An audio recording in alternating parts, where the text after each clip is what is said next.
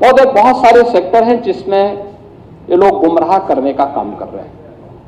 और मैं खासतौर पर इस बारे में कहना चाहूंगा कि संवैधानिक संस्थाओं के प्रति किस प्रकार का भाव इन लोगों का रहता है, ये मैं देख करके भौचक रहता हूं। मैं देख रहा था समाजवादी पार्टी के नेताओं का बयान और उनके उसको, एक तो जातीय संघर्षों को बढ़ावा देना, आपस में लड़ाना, जैसा कि इन्होंने अपने एजेंडे का एक हिस्सा बना दिया है। समाज में जाति विस्मरण करना, आपस में लड़ाना, आस्था का अपमान करना, गुंडागिर्दी और अराजकता को बढ़ावा देना, ये सब तो कर ही रहे हैं। लेकिन इन सब के साथ ही अब संवैधानिक जो हमारे संवैधानिक मूल्य हैं उन पर भी प्रहार करने में नहीं चूकते। अभी आपने देखा होगा वर्तमान में प्रदेश में एसआईआर की कार्रवाई चल रही है। यह भारत निर्वाचन आयोग के द्वारा संपादित होता है। इसमें सरकारों की कोई भूमिका नहीं होती। भारत निर्वाचन आयोग जिस प्रकार की गाइडलाइन जारी करता है, सरकारें नहीं बल्कि तंत्र उसमें उसका अनुपालन करता है। ये सरकार का पार्ट नहीं होता। लेकिन भारत निर्वाचन आयोग एसआईआर की कार्रवाई में ईएसडी में एब्सेंट, डेथ एंड शिफ्टिंग 2,88,00,000 से अधिक लोग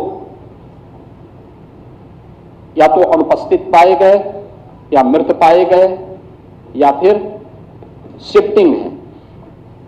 हमें आश्चर्य होता है कि समाजवादी पार्टी का ये वोट, समाजवादी पार्टी इसको जबरदस्ती अपना वोट बैंक बना करके इनके नाम पे फर्जी पोलिंग करती थी और इसीलिए चिल्ला रही है कि फॉर्म 7 के नाम पर फर्जी काम हो रहा है। देखिए, तो व्यवस्था एक बनाई है भारत निर्वाचन आयोग ने कि फॉर्म 7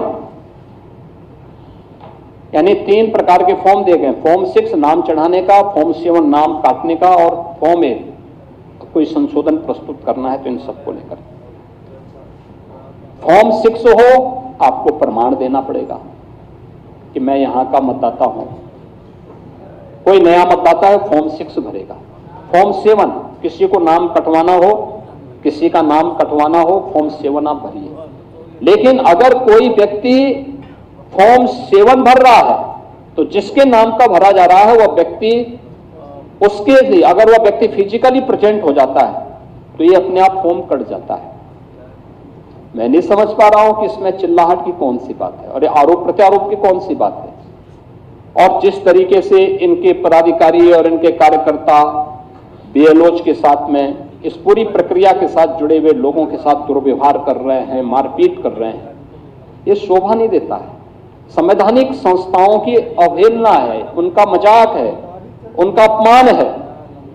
और मुझे लगता है कि अगर हम भारत के संविधान की शपथ खाते हैं तो संवैधानिक संस्थाओं के प्रति सम्मान का भाव भी हमारे मन में होना चाहिए।